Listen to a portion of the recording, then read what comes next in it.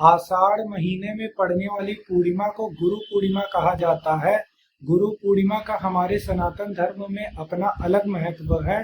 कहा जाता है गुरु पूर्णिमा के दिन महर्षि वेद व्यास जी का भी जन्म तिथि होती है। महर्षि वेद व्यास जी ने चारों वेदों की रचना की थी। हमारे सनातन धर्म में महर्षि वेद व्यास जी को प्रथम गुरु का भी दर्जा दिया गया है।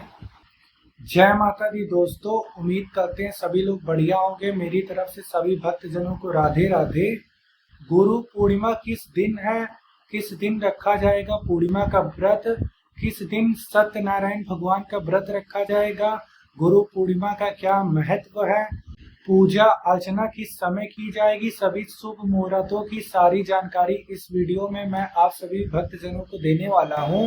दोस्तों, पूर्णिमा हिंदू पंचांग के अनुसार वो दिन होता है, रात्रि का वो समय होता है जब आकाश में हमें पूर्ण चांद दिखाई देता है। पूरा चांद आकाश में हम लोग को दिखाई देता है और कहा जाता है इस समय जो चांद होता है वो 16 कलाओं से युक्त होता है। ऐसे समय में पूर्णिमा के दिन हमारे सनातन धर्म में चंद्र देव के दर्शन करना बहुत ही शुभ फलदायी है, क्योंकि आषाढ़ का महीना है, बारिश का मौसम है। अगर किसी कारणवश आकाश में हमें इस दिन चंद्र देव के दर्शन ना हो पाए तो हम लोग इस दिन भगवान भोलेनाथ के दर्शन कर सकते हैं। भगवान भोलेनाथ के उस रूप का दर्शन कर सकते हैं जिस रूप में भगवान भोलेनाथ अपनी जटाओं में चंद्र देव को धारण किए हुए हैं।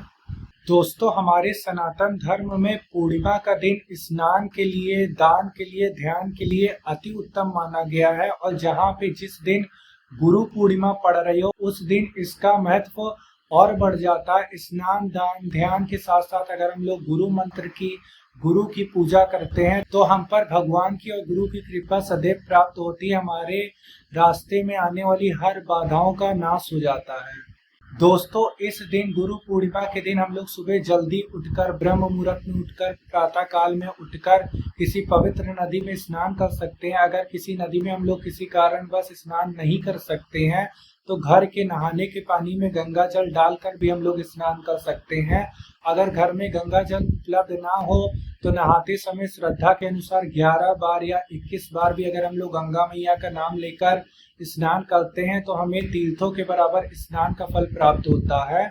स्नान करने के बाद तांबे के लोटे में जल लेकर हम लोग सूर्य देव को जल अर्पित कर सकते हैं। सूर्य देव को जल अर्पित करने के बाद साफ सुथरे वस्त्र धारण करने के बाद हम लोग का जो पूजा गृह है, जिस स्थान पे हम लोग पूजा पाठ करते हैं, उसको साफ सुथरा, साफ सफाई करने के बाद हम लोग अपनी पूजा अर्चना को प्रारंभ कर सकते हैं। दोस्तों, हमारे सनातन धर्म में, हमारे शास्त्रों में ये दे रखा है कोई भी पूजा पाठ को शुरू करने के पहले, कोई भी यज्ञ को, कोई भी ध्यान को, कोई भी जाप को शुरू करने के पहले हम लोग को संकल्प अवश्य लेना चाहिए। संकल्प लेने के लिए हम लोग सिर्फ हाथ में जल लेकर, पुष्प लेकर, अक्षत लेकर या सिर्फ हाथ में खाली जल लेकर हम लोग संकल्प ले सकते हैं कि हे लक्ष्मी नारायण, आज हम लोग पूर्णिमा का व्रत रख रहे हैं।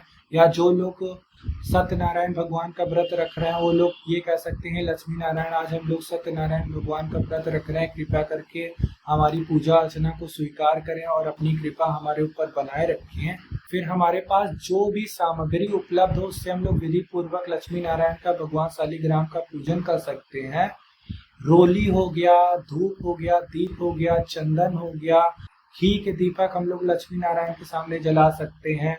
क्योंकि इस दिन हम लोग व्रत रख रहे हैं, हम लोग फलाहार का भोग लगा सकते हैं, पंचामृत का भोग लगा सकते हैं, फलों का भोग लगा सकते हैं, फिर अपनी पूजा अर्चना को प्रारंभ कर सकते हैं। इस दिन भगवान विष्णु के सहस्त्र नाम का भी पाठ किया जाता है। लक्ष्मी चालीसा हो गया, विष्णु चालीसा हो गया।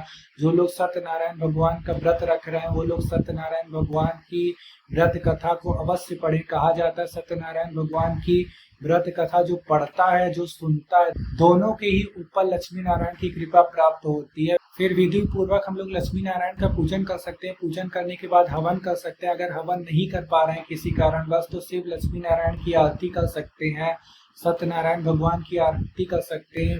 दोस्तों, मन के साथ, श्रद्धा के साथ, भाव के साथ अगर हमने पूजा अर्चना की है तो लक्ष्मी नारायण हमारी पूजा अर्चना को अवश्य स्वीकार करेंगे, उनकी कृपा अवश्य हम लोग को प्राप्त होगी। दोस्तों, इस वर्ष आषाढ़ मास की पूर्णिमा तिथि का आरंभ 10 जुलाई को गुरुवार के दिन रात्रि 1:26 पर होगा और इसका समापन 11 जुलाई को रात्रि 2:16 पर होगा। तो इस वर्ष गुरु पूर्णिमा का व्रत और सत्यनारायण भगवान का व्रत 10 जुलाई गुरुवार के दिन रखा जाएगा। दोस्तों अगर बात करें शुभ मुहूर्त की तो सूर्योदय सुबह 5:52 पर होगा और सूर्यास्त शाम को 7:12 पर होगा। ब्रह्म मुहूर्त सुबह 4:16 से 5:04 तक रहेगा। अभिजीत मुहूर्त दोपहर के 12:05 से 12:58 तक रहेगा। चंद्र उदय शाम को 7:11 पर होगा। इसी समय हमें आकाश में चंद्र देव दिखाई देंगे और जो लोग पूर्णिमा का व्रत रखते हैं वो लोग चंद्र देव को इस समय अर्घ देके अपने व्रत का पारण कर सकते हैं।